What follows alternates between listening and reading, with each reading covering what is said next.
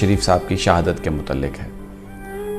کس طریقے سے ان کو شہید کیا گیا، کس طریقے سے ان کو، یہ پہلی دفعہ یہ حقائق سامنے آ رہے ہیں کہ کس طرح ان کو ٹارچر کر کے شہید کیا گیا۔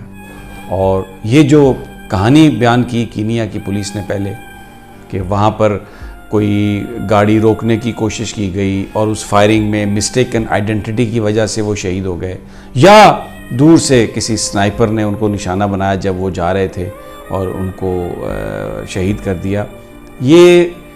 سب کچھ یہ جو پوسٹ مارٹم پاکستان میں ہوا ہے اور جس کو دنیا ٹی وی نے رپورٹ کیا ہے،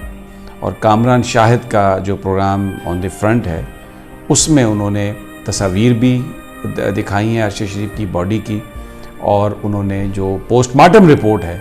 اس کا جو تجزیہ ہے یا اس کی جو فائنڈنگ ہے وہ بھی انہوں نے شیئر کی ہے۔ بڑی تکلیف دہ ہے وہ رپورٹ ہے۔ اس کے مطابق ان کے ناخن جو ہیں،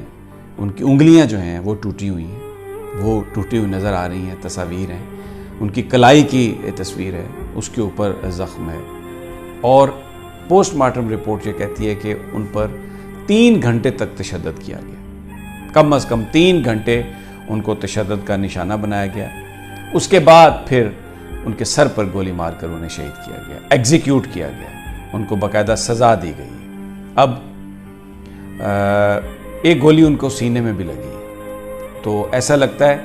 کہ جو شواہد ہیں اس کے مطابق کہ تشدد کیا گیا،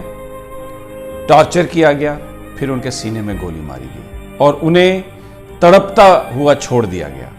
کہ وہ وہاں پر اپنی جو لوگ بھی یہ کر رہے تھے وہ ان کا مقصد صرف ان کو شہید کرنا نہیں تھا،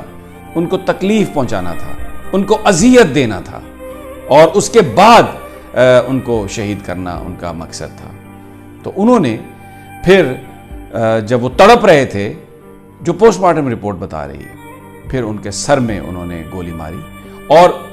جو گولیاں جس طریقے سے لگی تھی، یہ پہلے کہا جا رہا تھا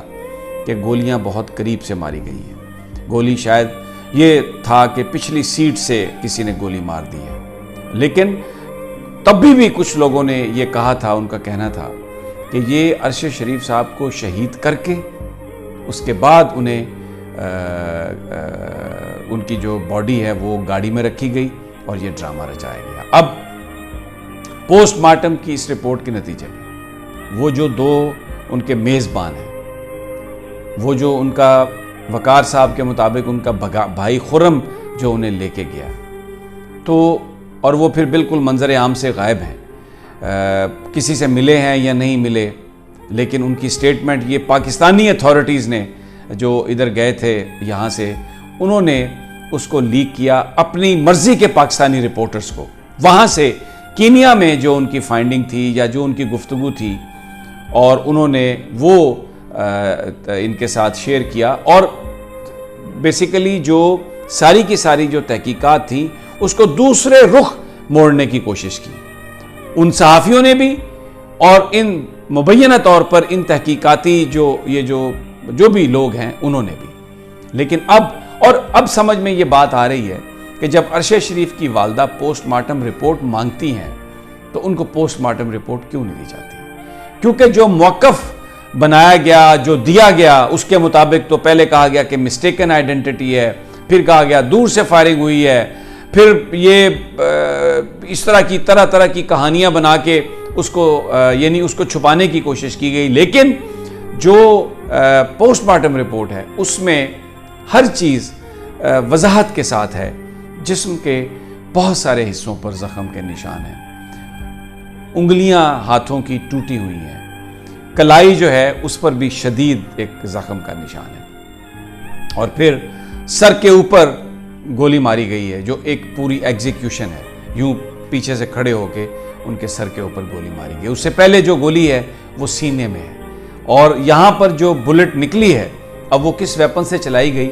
اس کا تو پتہ نہیں چل سکتا، اس لیے کہ وہ ویپن یہاں پہ نہیں ہے۔ جو بات میں انتہائی دکھ سے آپ کے ساتھ شیئر کر رہا ہوں کہ ارشد شریف کا جو ان کی جو شہادت ہے، ان کا جو مرڈر ہے، وہ ایک بروٹل مرڈر ہے، اور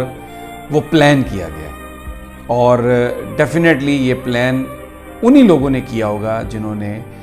یہاں پر ان کے لیے زمین تنگ کی اور وہ یہاں سے پاکستان چھوڑ کر گئے۔ پھر اس کے بعد دبئی میں جب وہ تھے تو اتھارٹیز نے ان سے آ کر یہ کہا کہ آپ یہاں سے چلے جائیں۔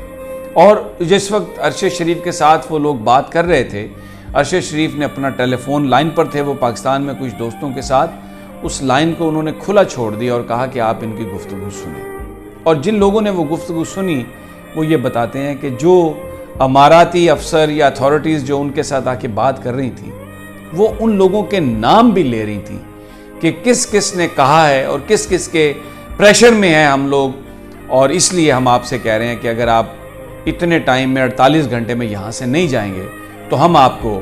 واپس پاکستان بھیج دیں گے۔ اور پھر ارشد شریف کینیا گئے۔ ڈیفینیٹلی وہاں پر وہ گئے، کچھ دوستوں کے پاس ٹھہرے، کچھ نے ان کی مدد کی، لیکن جو لوگ ان کو ایگزیکیوٹ کرنا چاہتے تھے ان کے ہاتھ اتنے لمبے کہ انہوں نے وہاں پر ان کاروباری لوگوں کو یا تو اپنے ساتھ ملایا، ان کو خریدا، ان کو بلیک میل کیا، یا وہ خود اس کرائم میں حصے دار تھے، مجھے نہیں پتا۔ پوسٹ مارٹم رپورٹ یہ کہہ رہی ہے کہ ارشد شریف پر تشدد ہوا اور 3 گھنٹے کے بعد ان کو ایگزیکیوٹ کیا گیا، ان کے سر پہ گولی مار کے۔ 3 گھنٹے تک ارشد شریف پاکستان کا وہ صحافی جس کو پرائڈ آف پرفارمنس ملی، جو پاکستان کے اداروں کے ساتھ کھڑا، پاکستان کی ریاست کے ساتھ ساری زندگی کھڑا رہا، جس کا تعلق پاکستان کے ایک فوجی گھرانے سے، جس کا بھائی شہید، جس کا والد نیوی کا ایک کمانڈر، جس کے اپنے خون میں پاکستانی فوج کی محبت رچی ہوئی، اس کو اس بے دردی سے شہید کیا۔ تو اب یہ لگانا پتہ یہ حکومت تو نہیں کر سکتی جو ابھی تک ان چیزوں کو چھپا رہی ہے، جو ابھی تک پوسٹ مارٹم رپورٹ ورثاء کو نہیں دے رہی اور ان تمام چیزوں کو چھپایا، یہ تو نہیں کر سکتے۔ رپورٹرز وداؤٹ بارڈر آج یہ کہہ رہا ہے کہ ہم